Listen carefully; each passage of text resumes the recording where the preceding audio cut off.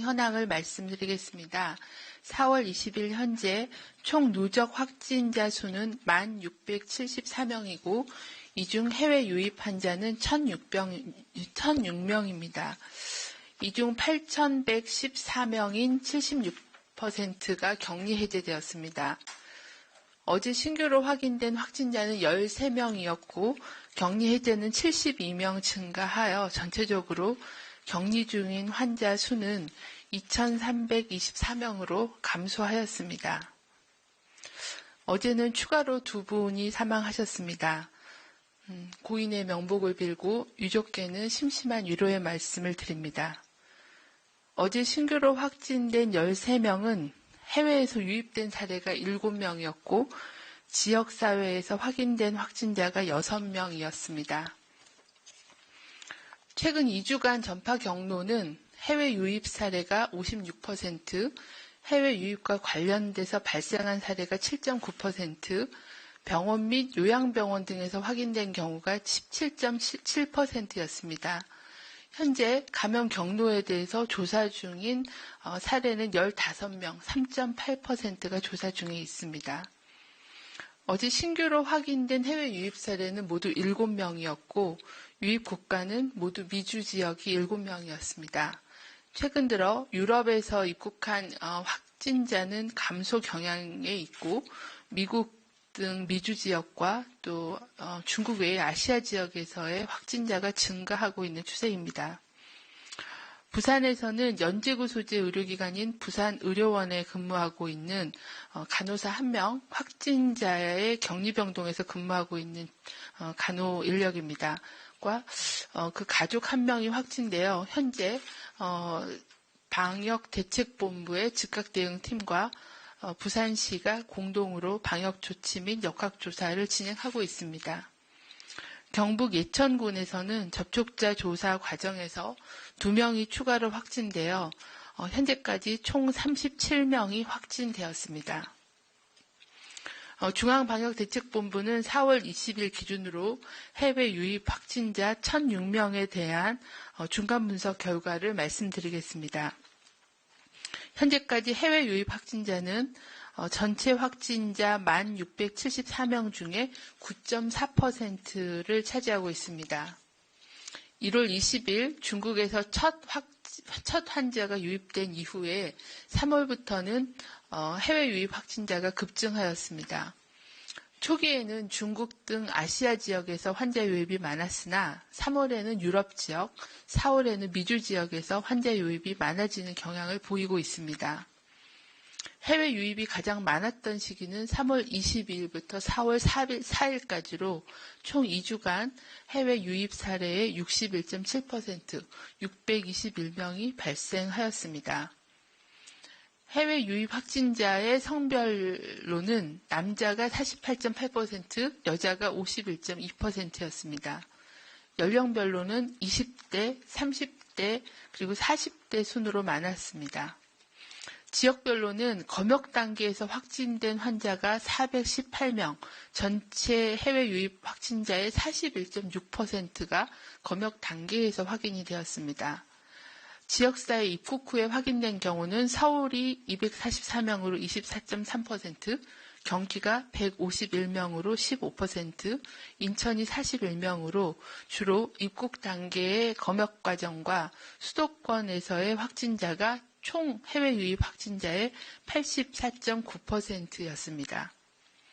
국적별로는 내국인이 922명으로서 91.7%였고 외국인은 84명이었습니다. 해외 유입 확진자 중에서 61명은 지역사회 감염을 일으켰으며 총 157명이 해외 유입 확진자로부터 감염된 걸로 조사되었습니다. 이 중 가족이 89명, 친구나 지인이 33명, 그리고 업무 관련된 노출자가 27명이고 동일 장소에서 노출된 경우가 8명 순서였습니다. 보시다시피 가족과 친구, 지인에서의 확진 전파가 많은 상황입니다. 해외 입국자에 대한 관리를 강화한 4월 1일 이후 입국자 중에는 현재까지 지역사회 감염을 발생시킨 사례는 없었으며 아직까지는 지속적으로 모니터링을 실시하고 있습니다. 해외 유입으로 인한 지역사회 전파를 차단하기 위해서는 가족 및 동거인과의 자가격리 지침을 준수하는 것이 필요합니다. 특히 자가격리 대상자의 동거 가족들은 자가격리 대상자와 생활용품을 구분하여 사용하고 손길이 많이 닿는 곳의 표면을 자주 닦고 최대한 자가격리 대상자와 접촉하지 않는 등 자가격리 지침을 준수해 주실 것을 다시 한번 당부드립니다. 중앙재난안전대책본부는 오늘부터 5월 5일까지 기존보다는 다소 완화된 형태의 사회적 거리 두기를 실시할 계획입니다.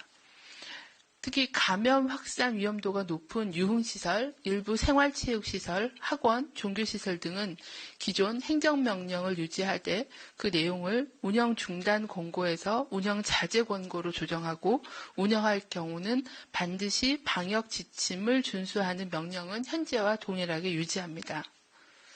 민간 부분의 경우는 불효불급한 외출, 모임, 행사는 가급적 자제를 권고하고 필수적인 시험 등 불가피한 경우에는 금일 발표된 시험 방역 지침을 준수하는 범위 내에서 제한적으로 시행할 계획입니다. 운영을 중단하고 있는 공공시설 중에서는 실외의 활동이면서 분산된 위험도가 상대적으로 낮은 국립공원, 자연휴양림, 수목원 등에 대해서는 방역 수칙을 마련한다는 전제하에 단계적으로 운영을 재개하고 무관중 프로야구와 같이 분산 조건을 달성할 수 있는 경우는 실외 밀접시설이라도 제한적으로 운영을 재개할 계획입니다.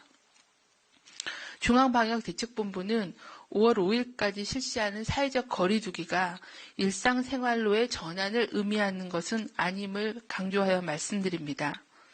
밀폐된 장소, 밀폐된 접촉이 일어날 수 있는 시설에 대해서는 운영을 최대한 자제할 것을 권고드립니다. 불가피하게 운영할 경우에도 입구에서 발열 및 호흡기 증상 여부를 확인하고 출입 대장을 작성하고 마스크를 착용하며 참여자 간의 거리를 유지하고 소독 및 환기를 철저히 하는 등 방역 지침을 반드시 준수해야 합니다. 코로나19 예방을 위해서는 사람 간 접촉을 최대한 줄이고 손 씻기 등 개인위생 수칙 준수를 철저히 하는 것이 가장 중요합니다. 부득이하게 밀집된 장소를 방문할 때는 2m 이상의 거리를 유지하고 마스크를 착용하며 손 씻기 또는 손세정제 사용을 통해 위생을 유지하는 것이 중요합니다. 또한 의심 증상이 있을 때는 출근, 외출을 하지 않으면서 선별진료소에서 진단검사를 받으실 것을 권고드립니다. 오늘은 3달 전에 1월 20일 중국 우한시 대상으로 한 특별 검역을 통해 국내의 첫 번째 확진자를 진단한 날입니다. 또한 첫 번째 확진자의 유입을 계기로 감염병 위기경보 단계를 관심에서 주의로 격상하고 중앙방역대책본부를 가동한 지 3개월이 되는 날입니다. 1월 3일부터 중국 입국자 대상으로 원인불명 폐렴에 대한 검역을 시작으로 해서 유행지역 대상으로 1:1 반려 체크, 특별검역 절차를 통한 국내 소재지 확인, 유증상자에 대한 선별진료와 코로나19 검사, 또한 임시격리시설을 운영하는 등 특별검역 대응을 지속적으로 강화해 왔습니다. 이렇게 강화된 특별검역을 통해 입국 단계에서 해외 유입 확진자를 410명 넘게 확인하여 해외 입국자로 인한 국내 전파를 차단할 수 있었습니다. 또한 수백만 명의 내외국인이 다녀간 인천공항에서 지난 3달간 특별 입국과 검역을 담당하는 7만 명 이상의 상주 직원들께서 아직까지는 감염자가 없었다는 점도 다행이라고 생각합니다.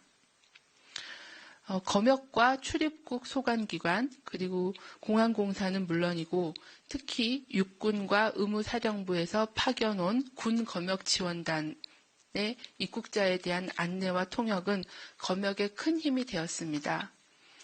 또한 입국자들의 주요 동선인 검역 공간을 우리 집보다 더 깨끗이 소독하고 있다는 많은 환경미화원 분들께서도 코로나19 검역의 주인공이라고 생각합니다. 국경 최일선에서 검역에 노력하시는 모든 분께 진심으로 감사의 말씀을 드립니다. 국민들께서도 많은 격려를 해주시고 또 검역에 적극 협력해 주실 것을 당부드립니다. 방역당국은 국내 입국 단계에서부터 철저한 검역으로 의심 환자를 조기에 확인하고 입국 이후에 지역사회에서도 2차 전파가 일어나지 않도록 중대본, 지자체와 자가격리를 철저히 관리해 나가겠습니다. 해외 입국자와 가족 여러분께서도 자가격리 지침을 준수하셔서 본인의 건강, 가족의 건강, 더 나아가서 동료와 우리 공동체의 안전을 기할 수 있게끔 적극 자가격리 지침을 준수해 주실 것을 다시 한번 당부드립니다. 네, 그럼 지금부터